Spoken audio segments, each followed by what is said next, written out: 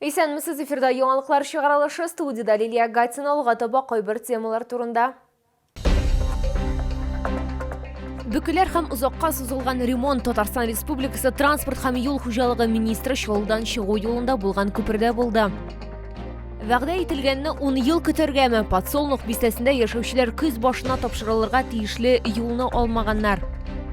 Чаллы егете 2 автомобиль отты, ярышларда ул иң экономияле шофер булды. Соңгы тәүлектә Татарстанда яшәүче 50 кешедә COVID-19 диагнозы расланды. Чаллыда узган тәүлектә коронавирусның тагын 13 яңа очрагы теркәлде. Шулай итеп, 3 сентябрьгә Татарстан буенча коронавирус белән авыруның барлыгы 25610 очрагы билгеле. Аларның 22400-і терелгән, 45-і узган тәүлектә.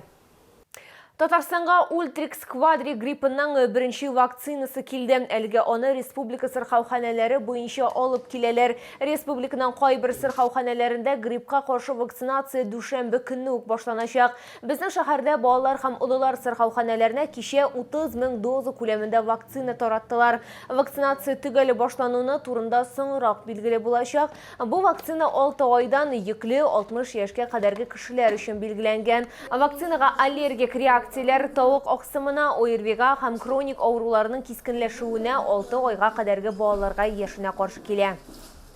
Татарстан транспорт һәм юл хуҗалыгы министры Фәрит Ханифов Түбән Кама ГЭС күперендәге ремонт эшләренең барышын тикшерде. Ведомство башлыгының шәхси катнашуы бүкеләргә карата күп санлы шикаятьләр аркасында таләп ителгән. Очрашуда машиналар хәрәкәте аеруча күп булган сәгатьләрдә юлны ачу мөмкинлеге турында фикер алыштылар. Көн сайын Түбән Кама ГЭС күпереннән 40 меңгә якын автомобиль уза. Алар арасында илнең төрле почмакларыннан йөк төягән фуралар, участоклары Каманың икенче ягында булган бакчачылар һәм Чаллы аша башка шәһәрләргә һәм республикаларга бара торган машиналар бар. Трасса федералия, күп кенә машина йөртүчеләр планнан тыш ремонт һәм зур чакрымнарга сузылган бүкеләрдән канагать түгел. Сегодня провели штаб. Штаб был необходим, потому что очень большие нарекания от населения, от фирм, организаций. От руководства республики поступили замечания по этому объекту. Ровно 28-го в субботу работы начали. И сейчас договорились работы сдвинуть и ровно в 7 утра в субботу следующую движение открыть. Это первое. В том числе все технические и технологические операции будут проведены в проектном режиме. Алга таба мондый хәлләргә юл куймас өчен республиканың транспорт министры ремонтны пик сәгатьләрендә туктатырга тәкъдим итте. Ремонт кирәклеге турында узган елның ноябрендә ук билгеле булды. Информацион җәйләр ясау заводы вәкиле хәбәр иткәнчә, күрелгән чаралардан башка конструкция җимерелергә дә мөмкин иде. После нашего осмотра в составе заказчиков и проектировщика было принято решение хотя бы частично его прикрыть листом сверху. Лист не простоял 12 часов. Вот. После этого пошла работа о проектировании нового деформационного шва, в процессе работы и его быстрой замене. Замена здесь произошла очень быстро, можно считать, потому что замена деформационного шва на данном объекте в стандартном режиме, не круглосуточном, просчитывается в районе 3 недель. Плотина аша хәрәкәт 4 сентябрьдә ачылырга тиеш. Күпердәге бүкеләр проблемасын хәл итү варианты буларак республиканың транспорт министры автомобильләре паром белән күчерүне оештыру мөмкинлеген карарга тәкъдим итте. Лилия Гатина, Русланбек Мөхәммәтов, Айдар Мусин, яңалыклар. Подсолнух бистәсендәге юл эшләре вакытында төгәлләнмәгән. Бу хакта безгә җирле халык хәбәр итте. Аларның сүзләренә караганда, төзелешне 1 сентябрьгә төгәлләргә вәгъдә иткәннәр, әмма көз инде башланган, ә юлны һаман ачмаганнар. Урынга безнең төшерү төркеме чыкты.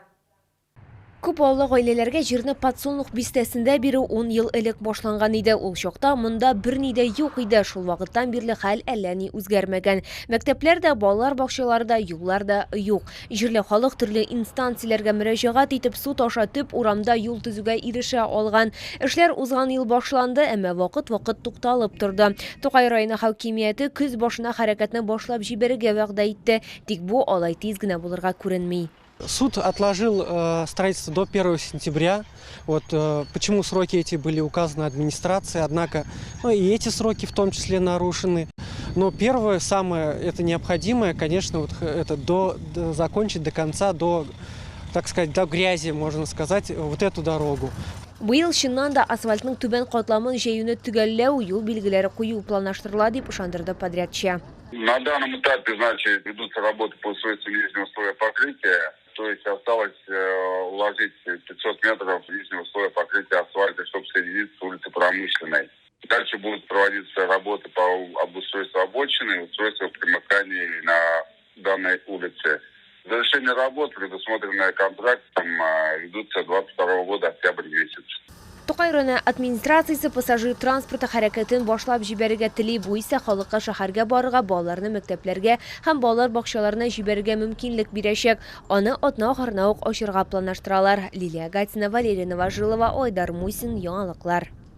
Әгәр сезне берәр проблема борчыса яки шатлыклы хәбәр җиткерәсегез килсә, безнең редакциянең кайнар элемтә телефонына шалтыратыгыз. 51-31-31 номеры тәүлек буена эшли. Кызыксынган яки борчыган сорауларыгызны WhatsApp хезмәтенә дә юллый аласыз.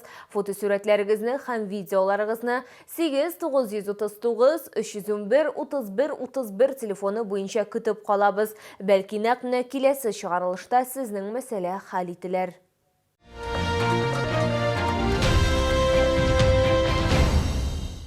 Исе җәй уңышта чагылыш тапты. Бакчачылар сезон буе үз культураларын су сибеп коткарса, урманда һәр вакыт корылык булды. Элегрәк гөмбәләрне теләсә кайсы базарда очратырга була иде, ә хәзер аны бары кибетләрдә генә сатып алырга була. Шуңа да карамастан якын арада яңгырлар көтелә, димәк гөмбәчеләр әле базарга чыгарга да мөмкин. Хәзер базарларда яшелчә, җиләк, җимешне генә күрергә мөмкин. Узган ел бу вакытта гөмбәләр сатуда бар иде инде. Быелгы кырылык исә урманны уңышсыз калдырды. Жара была очень сильная, а грибы любят дожди. В этом году не было. Так что дожди будут, роса будет, может и будут осенние грибы. Тик без барыбер да бер гөмбәчене таба алдык. Хатын-кыз Мамадыш районыннан алып килгән гөрәҗде гөмбәсен сата. Әмма быел бу сирәк күренеш. Вот эти грибы можно было собирать вагонами, например, да, предыдущие года. А в этом году очень мало. И то местами только. Тик базарларда гөмбәләр булмау бер яктан яхшы да, чөнки бар кеше дә гөмбәләрне яхшылап танымый. Шуңа күрә аларны кибетләрдән сатып алу яхшырак дип киңәш итә табиблар. Конечно, не стоит покупать грибы с рук, так как вы не знаете, где их собрали. И вероятность отравления купленными грибами гораздо выше. Я рекомендую все-таки употреблять пищу продукцию агропромышленных хозяйств. То есть они уже как бы растят их на определенных почвах, определенных условиях. Әлегә башка сайлау мөмкинлеге юк. Кибетләрдә исә шампиньоннар яки вишенка гөмбәләрен сатып алырга була. Лилия Гатина, Валерия Новожилова, Айдар Мусин, яңалыклар. Капец буын машинаны экономили һәм куркынычсыз йөртү буенча конкурста җиңүчегә җиңел автомобиль ачкычлары тапшырылды. Аны Чаллы егете Руслан Баянов алды. Ул тәкъдим иткән транспорт компаниясына магистраль тягач тапшырылды. Призер белән безнең төшерү төркеме очрашты. Спасибо вам. Это ваши. Ключи от автомобиля.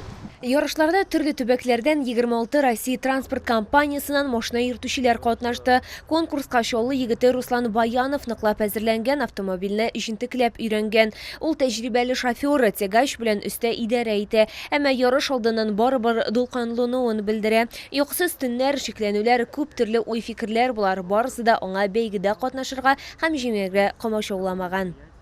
Час 53, по-моему, у меня был результат с расходом 22,400 грамм. Это полный груженный автопоезд. С таким результатом я приехал, и с таким же результатом приехал из Чебоксар водитель. Но получилось так, что у меня средняя скорость на 2 километра быстрее. Руслан Баянов тәкъдим иткән Чаллы транспорт компаниясына яңа КАМАЗ тапшырылды. Ул предприятие коллекциясында 4-нче машина булды. Не ожидали. Во-первых, где-то в глубине души было, конечно, надежда, то, что займем первое место, но не настолько, что прям... Вот. А вот ваш, наверное, сын в эксплуатации есть уже Т5? Да, у нас в автопарке уже есть 3 автомобиля Т5. Руслан Ильич непосредственно ездит уже с февраля месяца на данном автомобиле. Руслан Баянов уңышка ирешү серин гаиләмнең ярдәме аркасында ди. Аның хатыны белән кызы гаилә башлыгы өчен җан атып торган һәм аның уңышка ирешкәнлегенә шикләнмәгән. Лилия Гатина, Руслан Бикмухаметов, Айдар Мусин, яңалыклар. Искәртеп узам, республикада COVID-19-га каршы вакцинация дәвам итә, прививка ясатырга ашыгыз, безнең алда иммунитетны ныгыту проблемасы тора. Бу сезгә җиткерәсе соңгы мәгълүматыбыз иде. Мин Лилия Гатина, сезнең белән сау булашам, исән-имин булыгыз.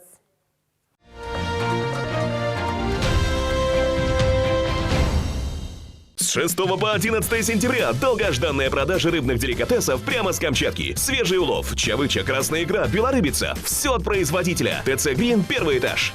Центр глазной хирургии Елабуга. Новейшее хирургическое оборудование. Операции выполняет врач высшей категории, кандидат медицинских наук, офтальмохирург с 25-летним опытом работы в ведущих клиниках Казани Алексей Расческов. Адрес Елабуга, улица Автомобилистов, 4.